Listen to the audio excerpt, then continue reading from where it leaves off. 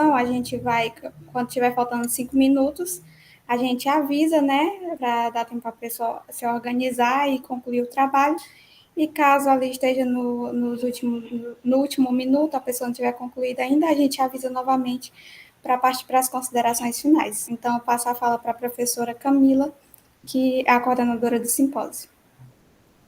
Então, pessoal, boa tarde. Eu gostaria de agradecer a presença de todos vocês. Já vi aqui que temos 2 participantes e é um prazer receber os trabalhos de vocês. Foram trabalhos que, quando nós recebemos as propostas, já ficamos muito curiosas. Infelizmente, a professora Alice, como eu já havia mencionado, não vai poder participar, porque ela teve um probleminha com a conexão desde de manhã, ela já não pôde participar de manhã e agora à tarde também. Eu acredito que não vai chegar a tempo, mas nós estamos aqui para contribuir de alguma forma com a pesquisa de vocês e aprender, né? A gente mais aprende do que contribui. A gente começa a ouvir novas perspectivas, novas obras, né? novas possibilidades de estudos, e é sempre muito enriquecedor para a gente.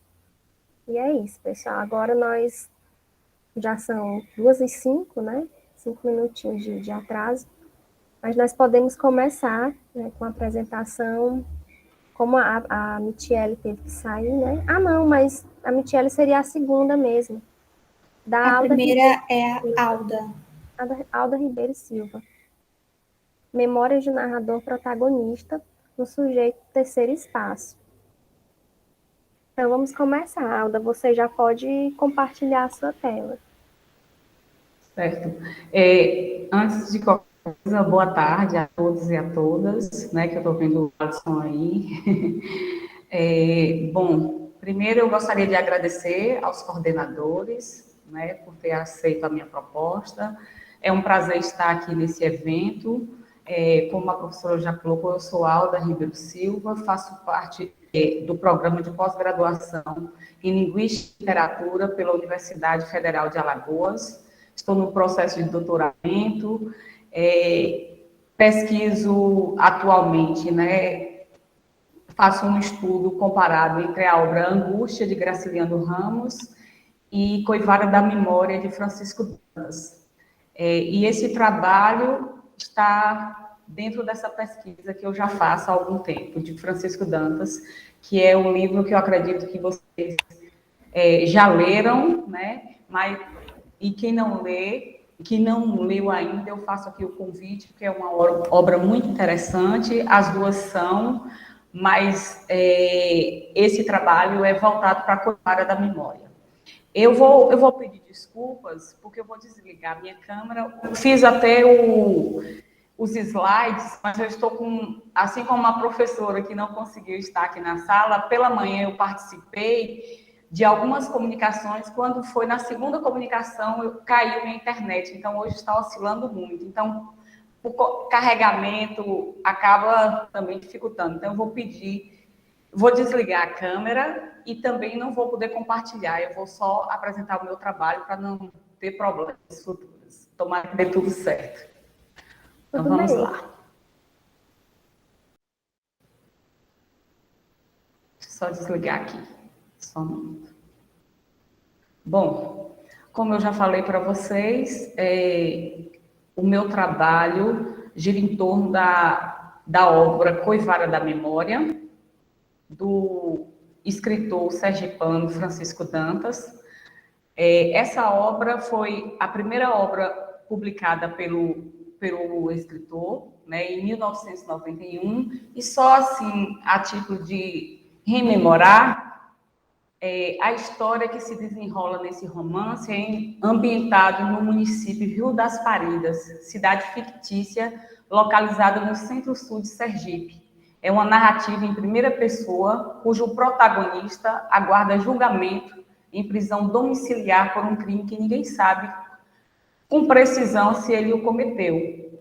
E, concomitante a essa narrativa, outras narrativas aparecem a partir do processo rememorativo, a exemplo da história dos avós maternos do escrivão, que esse escrivão, assim chamado, até porque ele não aparece o nome, né? Ele é sem nome, então ele vou chamá-lo aqui de serventuário do cartório, narrador protagonista ou escrivão. Bom, o título do meu trabalho é Memórias de um narrador protagonista, um sujeito do terceiro espaço. Essa obra parte de uma representação da realidade regional para simbolizar pontos que estão no centro das atuais discussões teórico-culturais do Ocidente, tanto as mulheres na posição de sujeito-agente, quanto os indivíduos margens configurados nos agregados da casa. Partindo desse princípio, este trabalho tenta analisar o narrador protagonista como um sujeito do terceiro espaço, ou, por assim dizer, um sujeito descentrado. Na contemporaneidade, há uma recorrência de narradores descentrados. Em Um Narrador na Literatura, Jaime Gensburg discute sobre esse descentramento. Para ele, abro citação, o centro, nesse caso, é entendido como conjuntos de campos dominantes na história social. O descentramento seria compreendido como um conjunto de forças voltadas contra a exclusão social, política e econômica. Fecho citação. O narrador em questão faz parte desse descentramento. Embora pertença à família que representa o centro, através de uma política patriarcal, é também, na mesma proporção, margem, pois é filho de um escrivão do cartório, também considerado sujeito margem. E ao pensar nesse narrador descentrado, que ora é sujeito, ora é objeto de suas memórias, pois ele é narrador e também personagem, pensamos no sujeito híbrido, fronteiriço. Seria ele um sujeito do entrelugar, que oscila no espaço e no tempo? Dentro desse universo fronteiriço, uma pergunta se faz. Afinal, qual o lugar do serventuário do cartório? De que é constituído esse sujeito? Em seu livro O Local da Cultura, Homi Bhabha coloca em discussão o espaço da cultura na esfera do além, que para o teórico é ser parte de um tempo revisionário, um retorno ao presente para redescrever nossa contemporaneidade cultural. Esse espaço se caracteriza como ambivalente, visto que ele tem como binarismo do estruturalismo uma atitude desconstrutiva, cuja linguagem se apropria muito do estilo derridiano. Para o teórico, esse espaço não é nenhum nem outro, se encontra no contraditório, na fronteira do entrelugar, que é, sobretudo, o espaço de negociação entre o colonizador e o colonizado. Os traços espaciais demarcados em Coivara da Memória, no que tange a personagem principal, vão de encontro com o novo que surge a partir das mais variadas nuances culturais. Nessa obra, o protagonista vive com o pé lá e outro cá, nos entreespaços, reproduzidos através da família Costa Lisboa e do seu pai, escrivão do cartório. O centro seria representado pela família Costa Lisboa, como todo, e principalmente na figura do coronel Tucão, enquanto o lugar periférico se enquadra no perfil do pai do narrador, personagem, como já mencionado. Em meio a essa mediação dos dois espaços, a família que o criou e a falta do convívio com o pai, há uma busca de identidade pela personagem, na qual a fronteira torna-se o lugar onde algo começa a se fazer presente.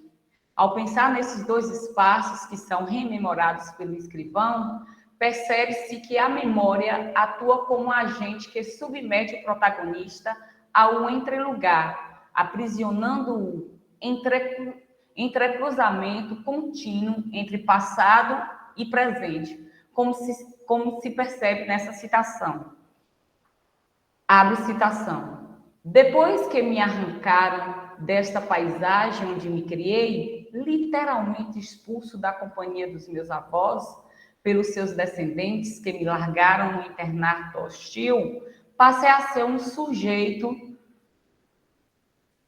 reservado, sempre prevenindo contra as pessoas da minha infeliz e parca convivência.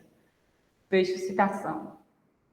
Percebe-se a partir desse trecho que o serventuário do cartório é um sujeito fronteiriço, tanto ao que se refere ao tempo, porque vive um presente preso ao passado, tanto ao espaço familiar, como mencionado. Sobre fronteira, Baba nos fala que eu abro citação: trabalho fronteiriço da cultura exige um encontro com o novo, que não seja parte de um contínuo de passado e presente. Ele cria a ideia do novo como ato insurgente de tradução cultural. Ainda segundo o teórico, abre citação, a fronteira se torna o lugar a partir do qual algo começa a se fazer presente em um movimento não dissimilar ao da articulação ambulante, ambivalente, do além que venho traçando. Fim de citação. No viés pós-moderno, Linda Ruth afirma que, abro citação, o importante debate contemporâneo sobre as margens e as fronteiras das convenções sociais e artísticas é também um resultado de uma transgressão tipicamente pós-moderna em relação aos limites aceitos de antemão.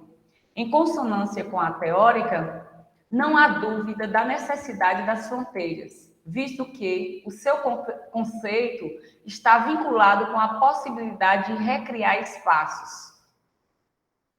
A respeito desses espaços recriados, Baba afirma que as fronteiras de espaço e tempo são realinhadas pelo sujeito do entrelugar, um novo espaço que emerge das relações de poder. O entrelugar do narrador, aqui em questão, é concebido por Baba como um terceiro espaço, híbrido, que permite vir à tona outras posições, ou seja, outros sujeitos se constituem, apresentando novas posições políticas. Portanto, o conceito do entrelugar proposto por Homi Baba situa-se nas margens vivas, visto que seu discurso prioriza uma espécie de política das minorias, em que identidades se encontram em debate, em construção. A dinâmica do conceito dos entrelugares parece resolver, de algum modo, os essencialismos, ancorados no impasse entre passado e presente, reconhecendo a participação de forças diversas no que define como o local da cultura. Por ser fronteiriço, o narrador protagonista é um ser duplamente estranho. Estranho por não pertencer à família Costa-Lisboa, que representa o centro, e estranho por não ter experienciado a vivência com o pai, que representa a margem. Isso significa dizer que, abro citação, está estranho ao lar não estar sem casa. De modo análogo, não se pode classificar o estranho de forma simplista, dentro da divisão familiar da vida social em esfera pública e privada. Fecho citação. É intrínseco, pois espacialmente há um deslocamento fronteiriço entre o público e privado. Que o escrivão morava com as duas turmas. Prisão domiciliar no mesmo local onde trabalhava. E passando em visto nas respostas, vi que vai ser um fracasso total.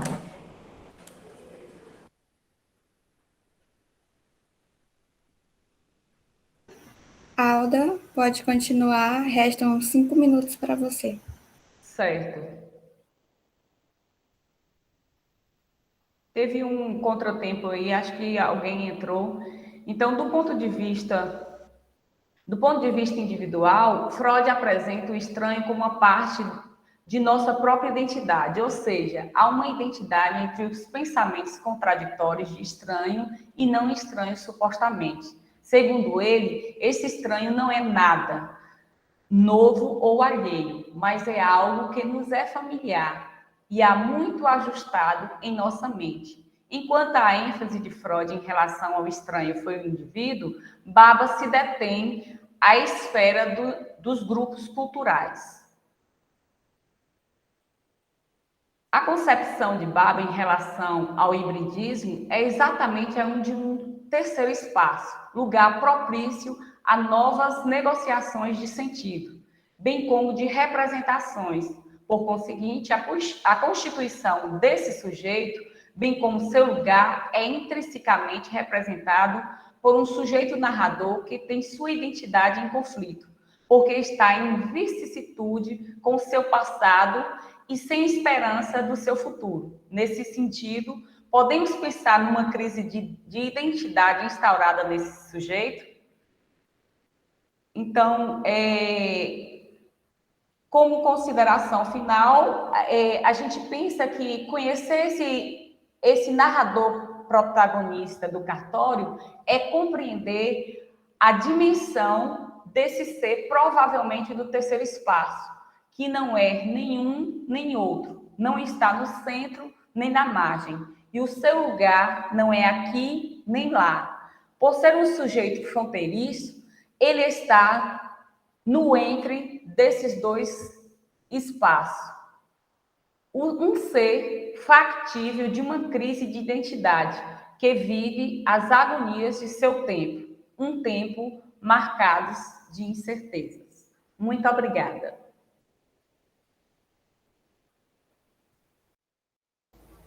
Então, parabéns, Alda, pela apresentação. Apesar de não ter sido possível, né, colocar aqui o slide para que a gente acompanhasse com a leitura, ficou muito claro, né, quando você nos apresentou a sua proposta, e parabéns pela pesquisa, né? Os comentários a gente passa posteriormente ao final de todas as apresentações, pode ser assim? Pode sim, Camila. Certo. E desculpe por ter... Eu acho que já começou a contar o tempo antes do meu início, no momento que eu estava explicando para vocês, e eu tive que dar uma... Mas tudo bem, a gente conversa no final. Não, o seu tempo iniciou, no tempo que você iniciou mesmo sua fala, ainda restava um minuto ainda para a sua conclusão. Tudo certo.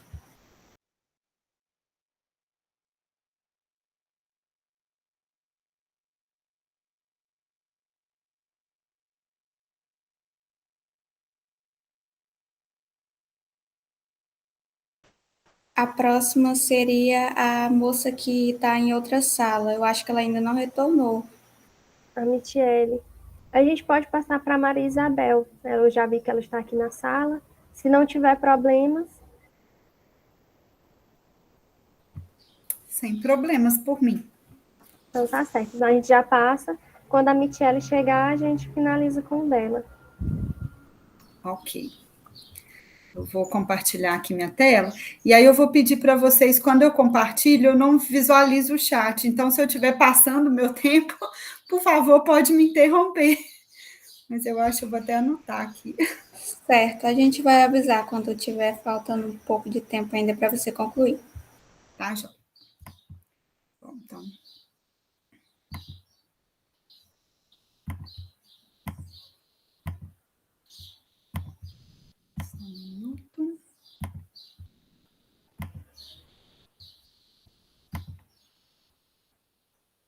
Vocês conseguem visualizar minha apresentação?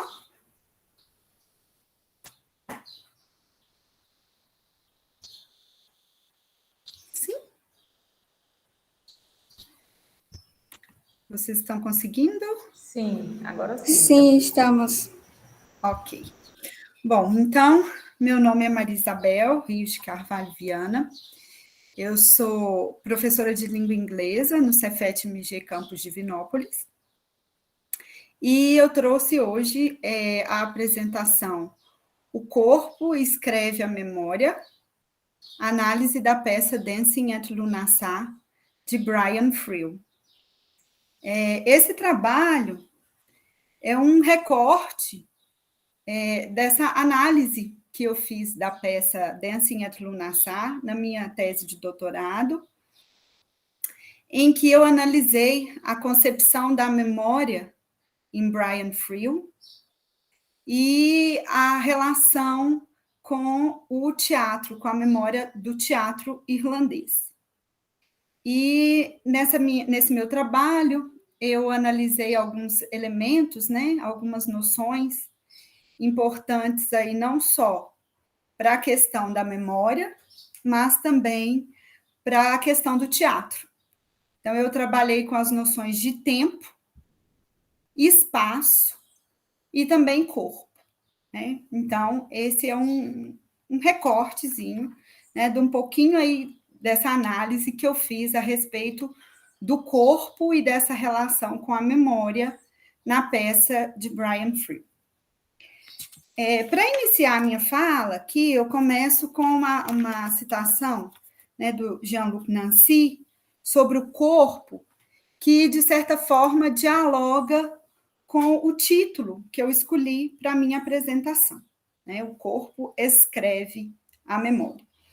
Então, aqui no que diz respeito aqui ao papel do corpo nessa escrição da memória, se a gente considerar aí, por exemplo, a escrita, né, como um registro da memória, como uma inscrição da memória, eu tenho aqui o corpo como o lugar da escrição da memória.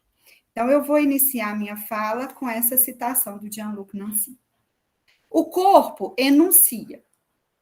Ele não é silencioso nem mudo, pois o silêncio e a mudez são categorias da linguagem. O corpo enuncia fora da linguagem, e é o que da linguagem se escreve. Primeiramente, eu gostaria de dar uma breve introdução sobre a tradição do teatro irlandês. Como o teatro do Brian Friel, esse dramaturgo irlandês, dialoga muito, né, com a tradição do teatro literário irlandês. Então, eu vou dar uma contextualizada, né, no que seria esse teatro literário irlandês. Na passagem do século XIX para o XX, em que a Irlanda lutava pela sua independência política, né, da Inglaterra, um grupo de dramaturgos se reuniu e fundou o que ficou conhecido como Teatro Literário Irlandês. E o objetivo desse teatro, esse movimento, né, esse movimento teatral fundado por esses dramaturgos, era mostrar a Irlanda para os irlandeses. E eles traziam ali como principal meta, né, resgatar ali um sentimento nacionalista, apresentando peças que retratavam a história, né, da Irlanda, as histórias dos heróis irlandeses, dos mitos irlandeses. E como o próprio nome indica, esse teatro foi essencialmente literário, né? A preocupação era mesmo com o texto teatral. E esse texto, ele tinha aí a função de registrar, né, os mitos e as histórias aí da Irlanda, principalmente aí de uma Irlanda anterior, né, à colonização, né, como uma forma aí de despertar o nacionalismo no povo irlandês, levando aí, incentivando mesmo a lutar pela própria ideia de nação. Né? Dentro desse teatro, então, o corpo ficou, de uma certa forma, relegado ao esquecimento. Né? Ele não recebeu aí o seu papel de destaque. A crítica teatral da época não se ocupou muito da questão do corpo, da questão da performance dos atores no palco. Então, essa preocupação com o corpo, ela vem só mais lá no final dos anos 90, em que eles começam a crítica, dá aí essa visibilidade, né, à performance, e passa a se preocupar com a performance. Mas já em 1990, né, a peça Dancing Entrelaçar, do Brian Friel, ela traz no seu texto a temática, a preocupação aí com a questão do corpo. E aí, ao longo da minha apresentação, eu vou contextualizar, né? Vou explicar um pouquinho sobre como o Brian Friel trabalhou nessa peça, essa questão do corpo como um lugar também de memória, né? Bom, então o meu objetivo aqui é fazer uma análise da peça em questão à luz dos teóricos como Foucault, que discorre sobre a docilidade e o controle dos corpos, e Diana Taylor, que traz à tona aí a discussão dos conceitos de arquivo e de repertório, para pensar de que forma o corpo sofrido e reprimido assume toda a sua potência e resiste para comunicar suas experiências e transmitir memória. Então, aqui retomando, né, o conceito de Foucault sobre os corpos dóceis, de acordo com Foucault, o controle dos corpos, disciplina, né, disciplinar os corpos, é uma forma, é um mecanismo de poder que age fabricando corpos dóceis, que são, antes de tudo, aí, voltados para o trabalho e para a utilidade. Então, nesse texto do Foucault, ele vai trazer alguns espaços aí disciplinares, né, que acabam contribuindo aí para essa docilização, né, dos corpos, essa domesticação dos corpos, que é a igreja, a instituição igreja, o exército e a escola. E esses espaços aí estão bastante presentes na peça de Friel, né, mostrando aí, no caso, né, da Irlanda, em que a questão religiosa é bastante forte, né?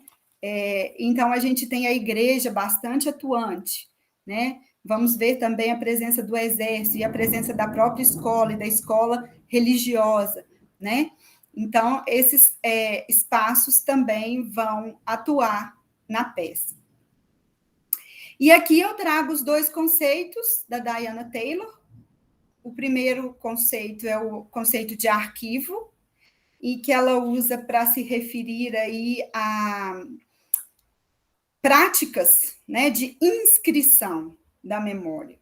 E aí são esses materiais supostamente duradouros, como documentos, escritos, né, fontes materiais, né? Então, a escrita esses documentos escritos estariam aí na parte do arquivo, né, no domínio do arquivo. Enquanto as práticas incorporadas, né, estariam mais ligadas a um conceito de repertório. Esse repertório, então, seria, por exemplo, a língua falada, a oralidade, a dança, o canto, o ritual, né, que são formas aí performáticas, né, de se transmitir memória. Então, eu peguei uma citação aqui do que a Diana Taylor chama de repertório. O repertório, seja em termos de expressão verbal ou não verbal, transmite ações incorporadas reais. Assim, as tradições são armazenadas no corpo por meio de vários métodos mnemônicos e são transmitidos ao vivo, no aqui e agora, para uma audiência real. Formas legadas, vindas do passado, são vivenciadas como presentes. Embora isso possa descrever bem a mecânica da língua falada, também serve para descrever um recital de dança ou um festival religioso. É apenas porque a cultura ocidental está casada com a palavra, escrita ou falada, que a língua reivindica tal poder epistêmico e explanatório. Bom, falando um pouquinho, então, da peça, né? A peça Dancing Entrelaçar foi apresentada pela primeira vez em 1990, no Teatro Abbey, que foi o teatro usado, né, pelos dramaturgos lá do teatro literário irlandês para eles apresentarem as suas peças. Então, é um lugar da tradição aí do teatro irlandês. E essa peça foi apresentada lá pela primeira vez. É o que a gente chama de uma peça de memória, né? Esse conceito aí de peça de memória foi cunhado lá pelo Tennessee Williams, com a peça The Glass Menagerie. E o que caracteriza uma peça de memória? É uma peça que tem um narrador, né? É um pouco diferente aí do habitual, né, no teatro, porque ela tem um narrador.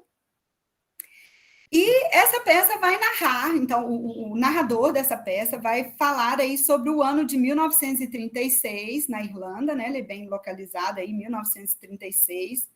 O espaço seria a vila de Ballybeg, que é um espaço fictício, uma vila fictícia criada pelo Brian Friel, e ele utiliza essa vila em várias de suas peças. E ela se situa no condado de Donegal, na Irlanda.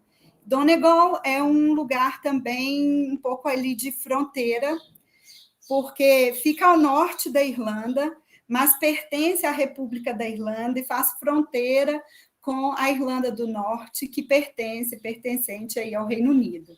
Né? Então, esse Donegal é esse lugar aí fronteiriço. 5 minutos. 5 minutos? Ok. Nessa peça, a gente tem presente aí o corpo, né, do narrador Michael, narrando no presente, e no passado nós temos os corpos dos personagens que vão encenando essa memória. Aqui nós temos, então, os personagens. O Michael, né, que é o narrador, ele vai falar aí sobre o período que viveu com as tias Kate, Maggie, Agnes e Rose, né? É uma família majoritariamente de mulheres. A mãe Chris também mora com ele, é uma mãe solteira, né? E o pai vem, né, visitar, né? O pai não mora lá com eles. E nessa situação aqui que eu resolvi focar, eles recebem aí a presença do tio Jack, que é o capelão do exército britânico e um padre missionário. Então, eu vou só ler aqui um trechinho em que o Michael narra suas memórias. Quando eu paro para pensar naquele verão de 1936, essas duas lembranças, nosso primeiro aparelho de rádio e o regresso do padre Jack, estão sempre juntos na minha memória. E de um jeito tal que, quando me lembro do choque inicial que tive com a aparência de Jack, todo retraído e amarelecido pela malária, não consigo deixar de pensar também naquela sensação inexplicável de alegria. Na verdade, quase um espanto que a chegada do rádio representou para mim. Talvez porque, no final das contas, o tio Jack não fosse em nada parecido com a figura resplandecente que eu tinha inventado na minha cabeça. Ou talvez porque eu tivesse testemunhado o modo como Marconi, como se fosse um voodoo, enlouqueceu aquelas mulheres sensatas e gentis e as transformou em criaturas estranhas. Então, aqui, a chegada do padre Jack, ela é marcante porque ele tinha, né, em mente, né, aquele corpo disciplinado de um capelão do exército britânico, num magnífico uniforme. E esse tio volta da África, né? Esse tio vai fazer missão na África, e ele volta da África com a debilidade e fragilidade de um homem idoso. Então, esse tio Jack não é nada daquilo que ele pintou, né, na sua ideia, ali, na sua mente.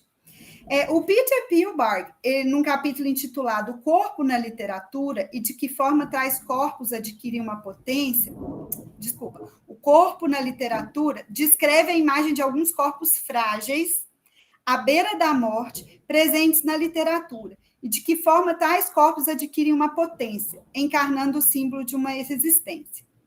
O corpo frágil e debilitado é um corpo afetado pelas forças do mundo. É um corpo que não aguenta mais o adestramento e a disciplina.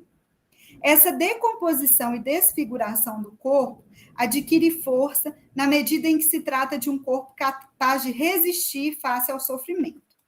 Então, de acordo com Pilbard, o corpo é um sinônimo de uma certa impotência, e é dessa impotência que ele extrai uma potência superior, liberado na forma, no ato, no agente, até mesmo na postura. Então, o padre, que era motivo de orgulho no passado, retoma na peça como uma forma de vida sem forma, sem sede de forma, sem sede de verdade, sem sede de julgar ou de ser julgado.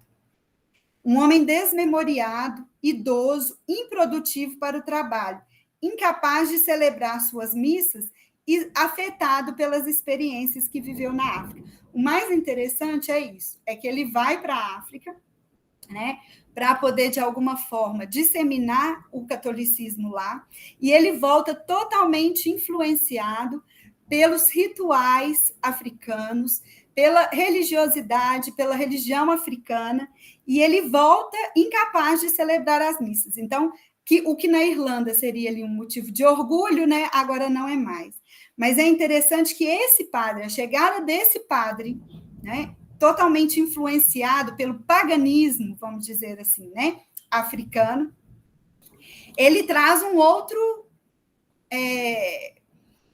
energia para casa, né?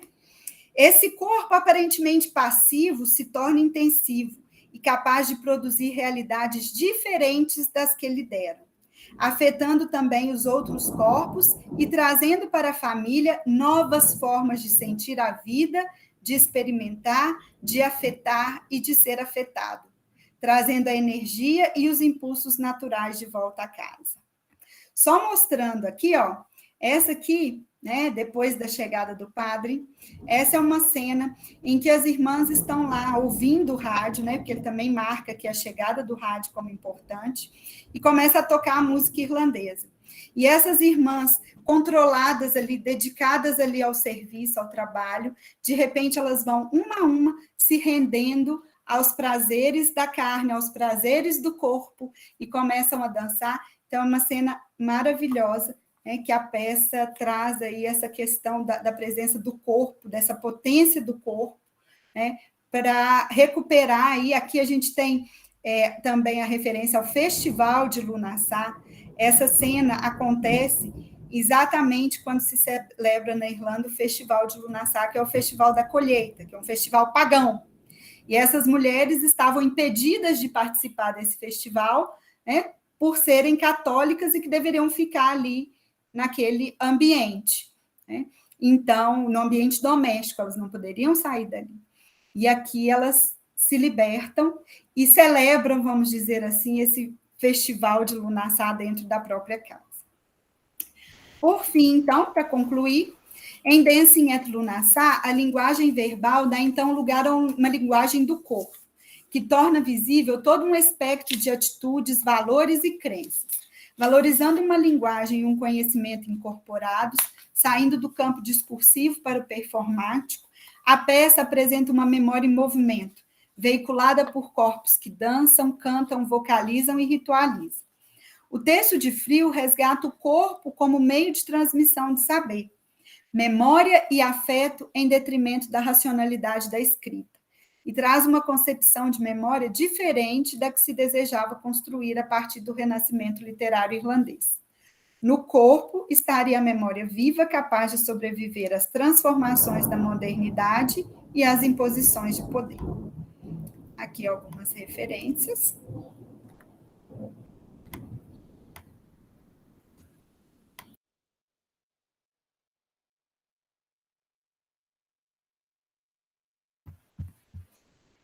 É isso, gente. Obrigada. Nós que agradecemos pela apresentação muito bonita, com uma peça que eu não conheço, porque assim, eu sou da área de português, e aí a gente acaba se distanciando um pouco do inglês, né? E aí eu achei super interessante conhecer mais, né, através do seu trabalho, né? Conhecer um pouco do que é produzido, né? Porque é muita coisa, a gente acaba ficando conhecendo ali só um pouco do que é produzido. E meus parabéns, Isabel. Agora nós vamos para a próxima, que é a Mitiele. Eu já vi que ela entrou aqui na sala. Oi. Boa tarde, gente, para quem eu não tinha visto antes. Boa tarde.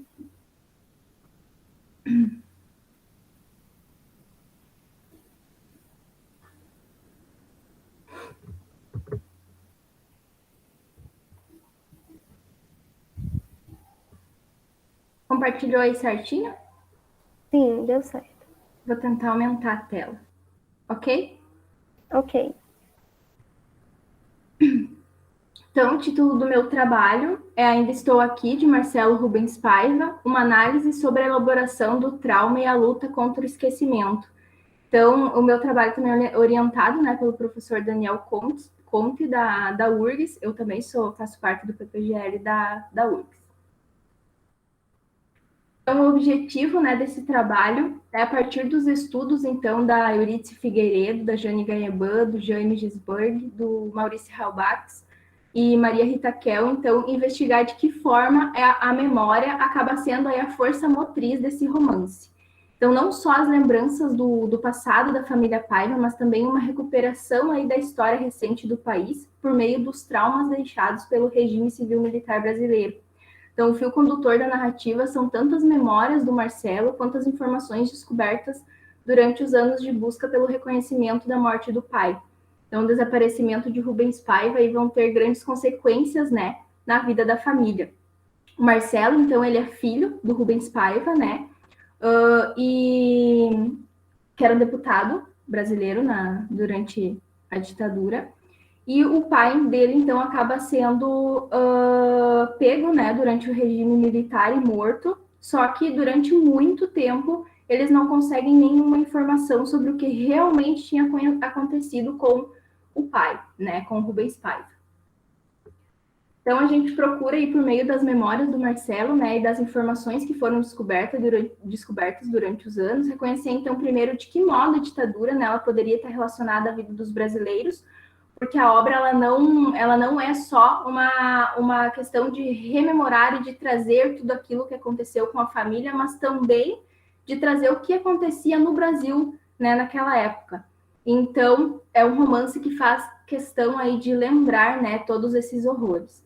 Então, também vou trazer, então, a questão do desaparecimento, né, a morte do Rubens Paiva e as consequências desses eventos à família, né, que esteve sempre em busca da reconstrução dessa história.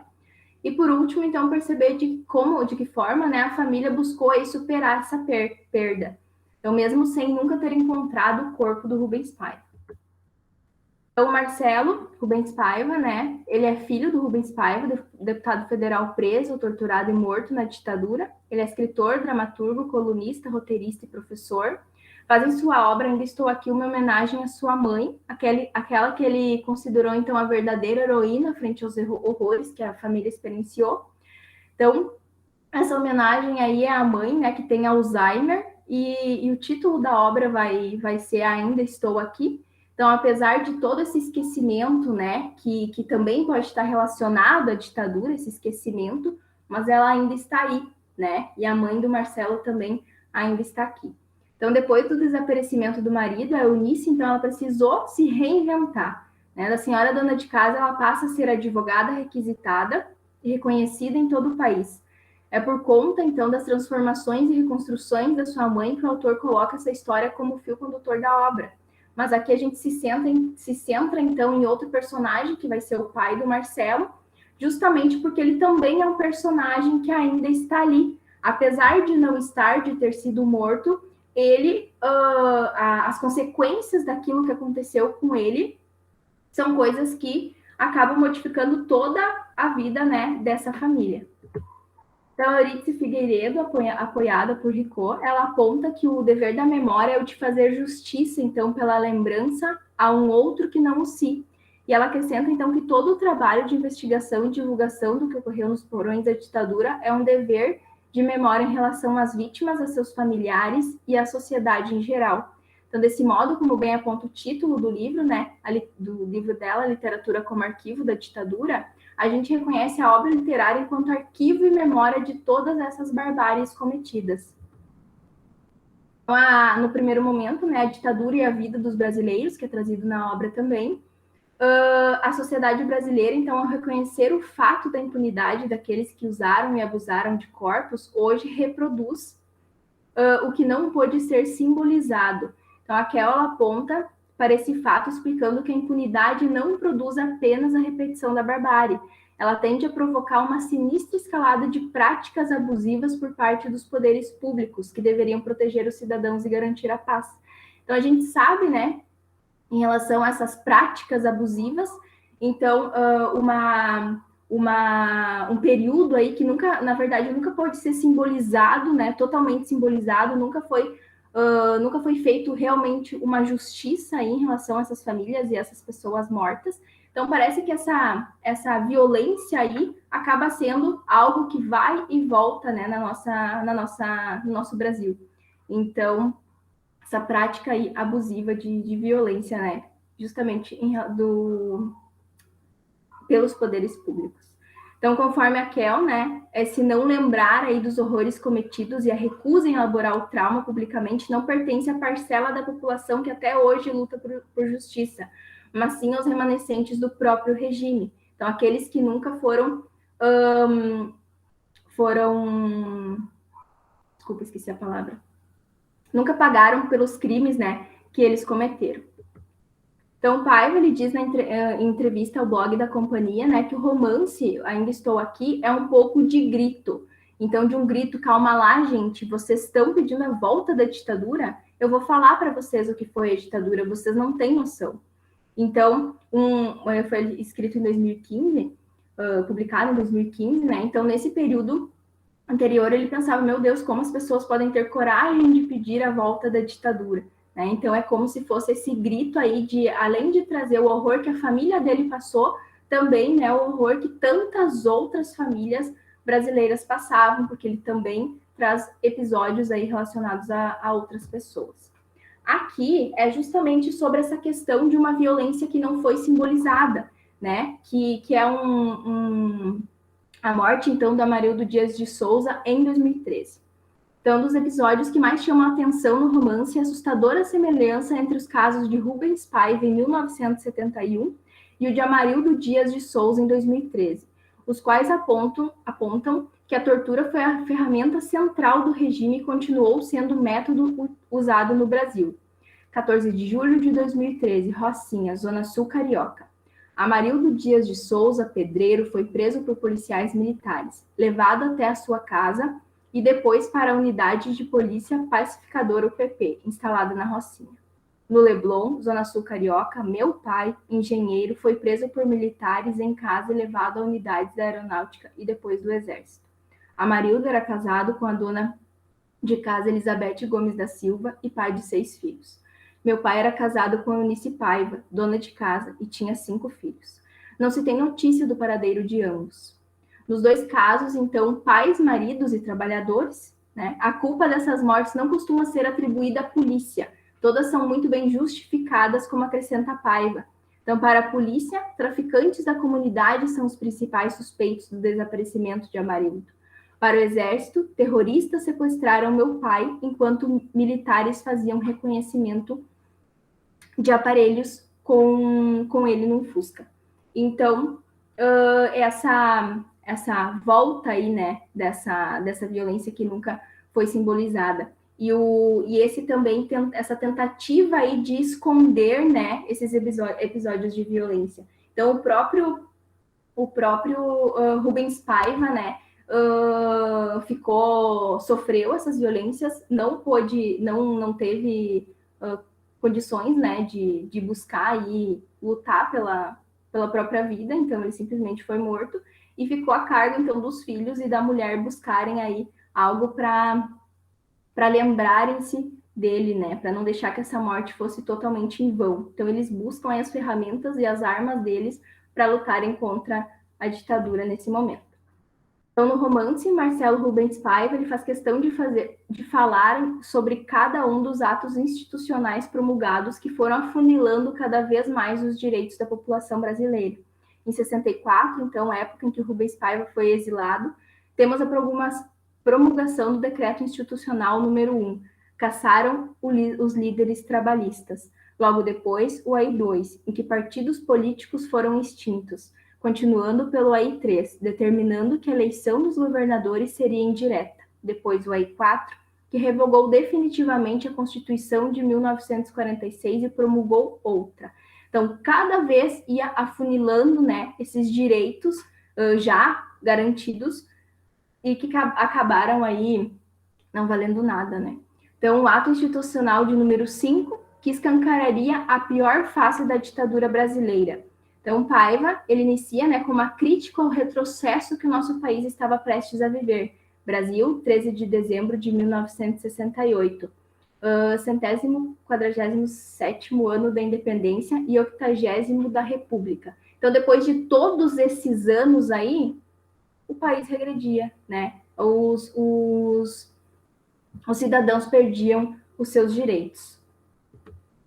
Então, a não localização aí dos mortos, né, afetou diretamente as famílias, emocional e socialmente, com o não reconhecimento do Estado sobre esses desaparecimentos. E, desse modo, os familiares dos desaparecidos políticos viviam em um limbo civil e emocional. Temos ou não um pai, uma mãe, um filho, uma filha ou netos vivos? Além de não ter, então, um corpo para prestar as últimas homenagens e para a elaboração do luto, há um sofrimento em sursis, né, em suspensão. O Estado não admitia aos familiares o direito de dar continuidade às próprias vidas no âmbito jurídico. Então, por exemplo, isso aconteceu com a própria mãe do Marcelo, né? Se ela precisava vender um terreno, ela não pôde vender porque ela ainda era casada com o Rubens Paiva e ele precisaria assinar, né, esses papéis. Então, mas como se ele não estava ali, se ele tinha sido morto, e nesse momento eles nem sabiam, não tinham nem certeza de onde estava, né, o Rubens Paiva.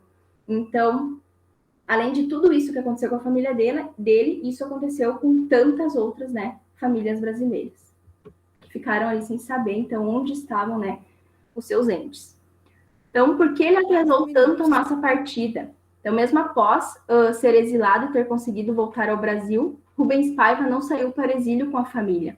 A pergunta, por que ele atrasou tanto nossa partida? Arrogância, confiança, dever ideológico? Então, logo ali no início da ditadura, né, ele é exilado, né, mas ele consegue voltar e fica vivendo mais alguns anos com a família, e é quando ele é pego realmente e somem, né, então, com ele. Ao analisar Alguém falou? Ah, não, desculpa, eu achei que eu tinha ouvido alguém. Ao analisar, então, o percurso dos Paiva, nós percebemos que encontramos, em um momento de pré-ditadura, uma família com um pai, uma mãe e 5 filhos paulistanos, frequentando as casas de campo dos familiares, rindo, indo a festas, depois morando no Rio de Janeiro, aproveitando a praia com os amigos. Uma vida feliz, né? Mas depois de alguns anos da volta do exílio, já instalados em uma casa no Rio, frequentando a praia com muitos amigos, é que tudo começa a mudar. Então, o Rubens Paiva é preso em 1971 em sua casa e agentes do DOI-CODE passam a vigiá-la. A partir de então, a família passa a viver as consequências de um limbo civil e emocional. Em verdade, então, se soube que ele entrou no DOI-CODE em 20 de janeiro de 71 e morreu na noite de 21 de janeiro. E isso foi descoberto 25 anos depois da morte dele. Então, ele foi levado na madrugada do dia 22, esquartejado, enquanto minha mãe e irmã eram interrogadas em separado. Então, nesse mesmo momento que o Rubens Paiva estava lá sendo interrogado e esquartejado, né, a mãe e a irmã do Marcelo estavam lá também, nessas mesmas dependências, só que em outros espaços, né, e mal sabiam que tudo aquilo estava acontecendo, então, com o marido e o pai, né, dessa menina. Então, o ministro garantira, mas os generais diziam que ele não estava preso. Ela ouviu lá dentro que ele estava preso no andar de cima. Nos inquéritos, ele fugira. Tem oficial garantindo que ele está vivo. Tem jornalista alertando, está morto. Conversou com pitonistas, rezou, apelou. Enterrar seria desistir. Então, todas essas informações aqui são as informações, né, que a mulher dele ia encontrando, que a Eunice ia encontrando, né, mas todas desencontradas. Então, dava uma informação, outro dava outra informação, ou tentava tirar a culpa, né, de outra pessoa. Então, enterrar aí seria desistir. Ela sempre lutou para descobrir o que realmente tinha acontecido. Só 10 anos depois do desaparecimento, quando os filhos começaram a faculdade, conseguiram um emprego e Eunice já estava trabalhando, é que Marcelo vê que ali renascia uma família.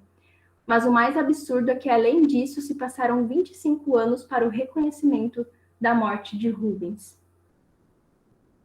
Então, o rompimento de uma represa e o trabalho de elaboração, então, né, desse luto para aqueles que ficam.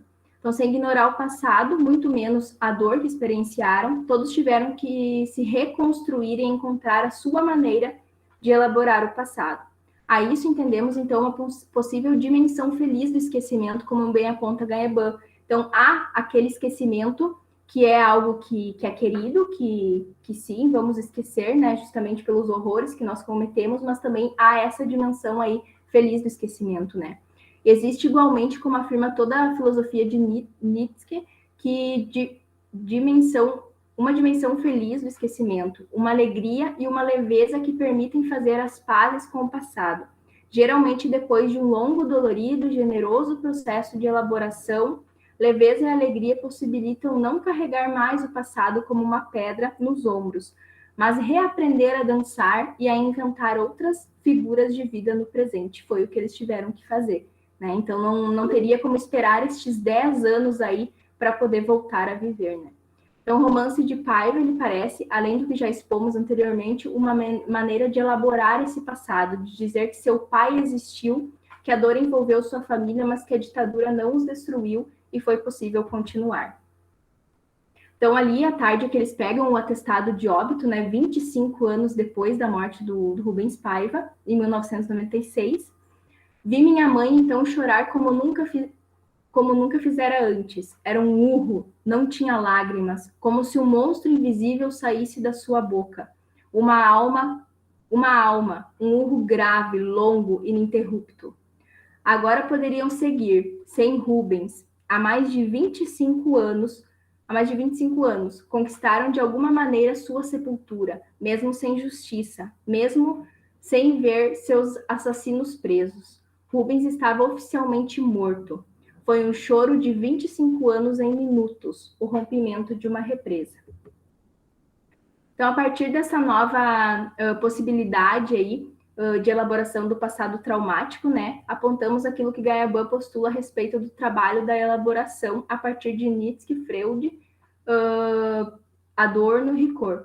Então, cada um no seu contexto específico defendem um lembrar ativo, um trabalho de elaboração e de luto em relação ao passado, realizado por meio de um esforço de compreensão e de esclarecimento do passado e também do presente.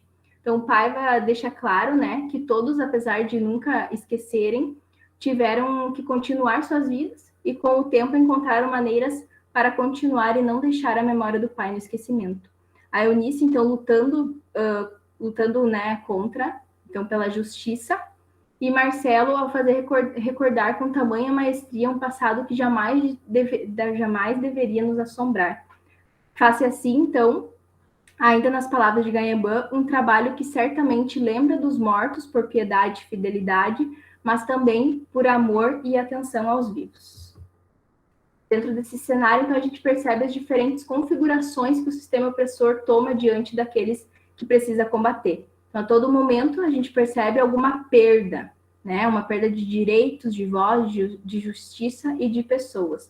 Desse modo, sem reconhecimento oficial do atentado à vida e à dignidade humana, coube à literatura o papel de realizar o enterro dos mortos ao resgatar este passado traumático. É isso. Obrigada, gente. Parabéns, Michele.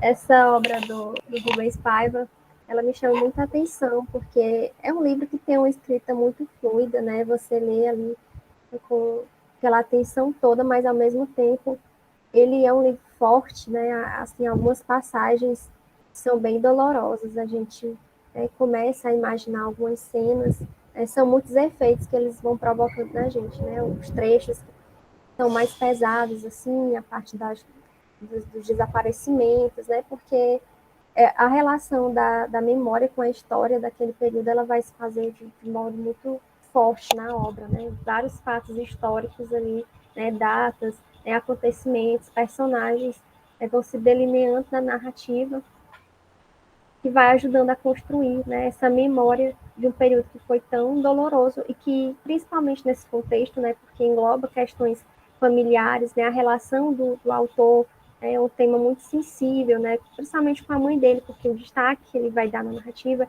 é a mãe dele, uma pessoa que teve que se reinventar, né? Sofreu muito, mas não pôde dar o braço a torcer frente a toda a violência, né?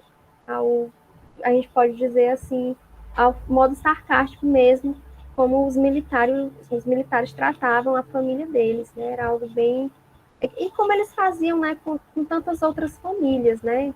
Tinha todo aquele jogo de dar pistas ou de fazer algumas ameaças, assim, deixava as pessoas em estado de alerta. Enfim, um período muito conturbado que merece ser discutido e falado, né? Onde a literatura vai surgir, né, com um papel muito importante, como a própria Eurídice Figueiredo fala, e eu acho interessante que você traz a Eurídice, eu acho que é o primeiro trabalho relacionado a essa temática hoje, né, do nosso simpósio, e a Eurídice, ela vai fazer parte do corpus, né, dos críticos, aliás. E aí eu falei até mais cedo que eu tinha sentido falta, porque o trabalho dela é muito interessante, né? A discussão que ela trata de memória, arquivo e ditadura. E aí algumas pessoas, né, não tinham conhecimento, porque é de 2017 esse ensaio dela. Mas, enfim, né, abordando aqui no contexto mais geral, né, o trabalho de todo mundo, foram trabalhos excelentes, assim, né?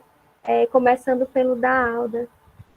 Ela estava fazendo a leitura e a gente vai construindo as imagens aqui na nossa mente, né, e delineando e fazendo algumas associações. E aí, quando ela estava falando desse narrador descentralizado, Alda, eu lembrei muito de um personagem, de uma obra do João Gilberto Noll, eu não sei se você conhece, A Fúria do Corpo. Tem muito essa questão desse sujeito que é descentralizado, né? O personagem, o principal, é o mendigo, né? E aí ele não... toda essa discussão em torno da identidade dele, né, da constituição dele enquanto sujeito. E aí nós vemos também até discussões em torno do corpo, né? O corpo vai ter um papel, a memória, né, dentro da narrativa. E aí eu lembrei muito dessa obra do João Gilberto, né, esse narrador, né, permitiu fazer essa associação. Ficava até a dica para você, né, fazer um trabalho de literatura comparando, né, ambos os personagens. Eu acho que seria super interessante. E aí, sobre a obra, né, eu já conhecia essa obra, conheci recentemente através de um trabalho também, né, que está sendo desenvolvido na Universidade Federal do Piauí, que é de onde eu venho, que é um trabalho de literatura comparada. Né? E aí depois eu posso até lhe passar informações sobre a moça que está pesquisando, vocês podem até trocar figurinhas, né? Trocar algumas informações, eu acredito que vai ser muito importante. E parabenizar pela perspectiva que você trouxe, né? A perspectiva, né, espacial também, acabou conversando muito com o trabalho da Isabel, né? A gente vai percebendo que estão situadas em locais diferentes, né? Você está aqui no contexto mais regional, e a Isabel no contexto do contexto de literatura inglesa, mas os personagens, né, o enredo, uma vez ou outra, né, vai bater, tendo como temática principalmente essa centralização da memória na estruturalização do enredo. Isabel, eu fiquei muito encantada, porque, como eu lhe falei, né, eu já sou mais distante da literatura inglesa, e eu gostei muito do seu trabalho, porque é uma forma da gente conhecer, né? Quando a gente começa a frequentar eventos e a participar, independentemente da forma como seja, né, na modalidade, como ouvinte, como participante, como coordenador de simpósio, a gente aprende muito, né? A gente aprende mais do que leva o que a gente tem para compartilhar, né? A gente aprende demais. E eu achei super interessante a sua pesquisa, o seu trabalho, né, que é fruto de uma pesquisa da sua dissertação. Muito enriquecedor esses momentos, né? Muito obrigada pela participação e pela apresentação também. O trabalho da Michiele também me chamou bastante atenção, ele já é mais próximo do que eu estudo, porque eu estudo literatura e ditadura. Aí eu me concentro na parte de literatura infantil e juvenil. Defendi o mestrado recentemente, abordando, né, a construção da memória da ditadura em uma obra juvenil da contemporaneidade. E aí a memória, né, ela vai também ter essa influência, né, tanto no sentido mais geral, né, da memória, de trazer a memória da ditadura, mas também a memória de uma personagem que está ali no centro dos acontecimentos, de alguém que está sofrendo com os efeitos do regime, alguém que perde, né, os pais, a personagem que eu analisei, né, é chamada Clarice, é de uma obra de um escritor contemporâneo chamado Roger Mello.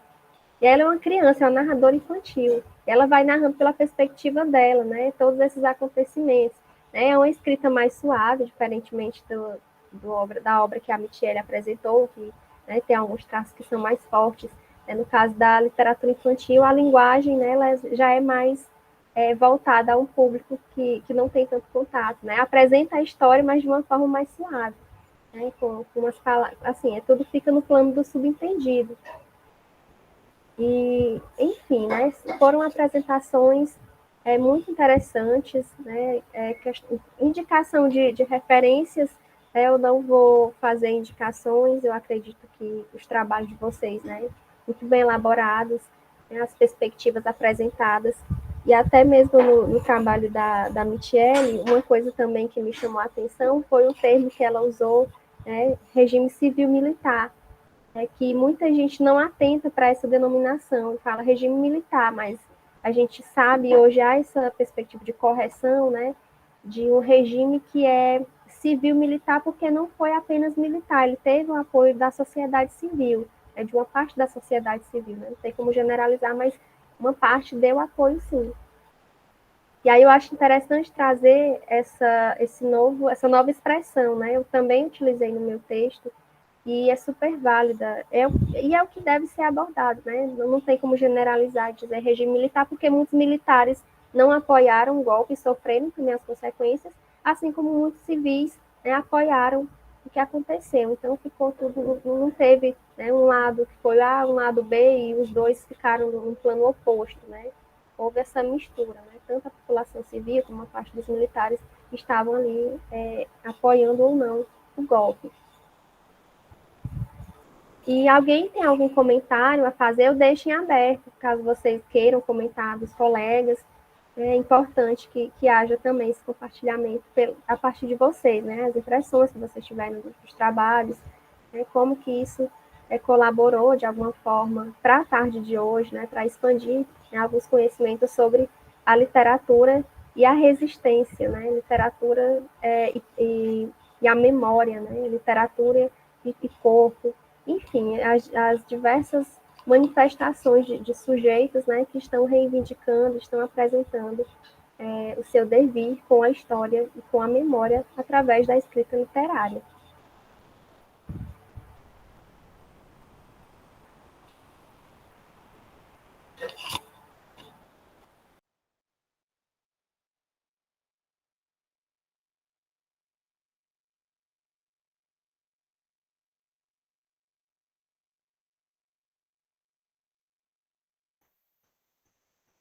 Então, aproveitando esse momento, né, só queria parabenizar a todos que apresentaram, foram 3 apresentações, né, para a gente que veio de ontem, né, do dia de ontem e também hoje pela manhã, foram bastante apresentações durante os simpósios e todas as apresentações muito ricas, e essas aqui de hoje não foram diferentes, então parabéns a todos que apresentaram, agradeço por se inscreverem também, né, e por contribuírem também com o nosso processo de aprendizagem.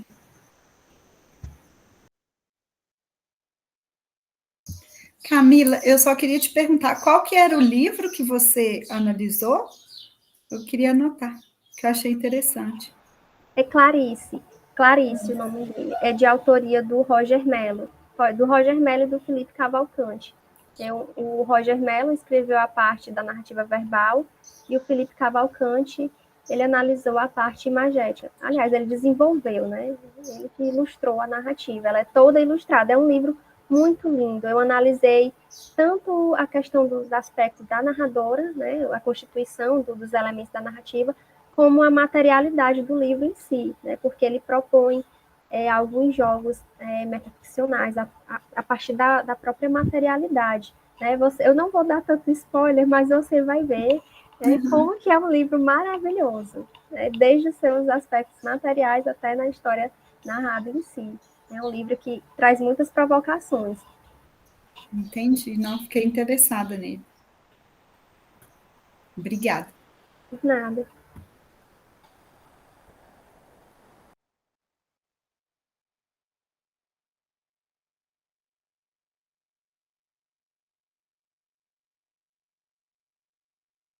Então, alguma observação, pessoal?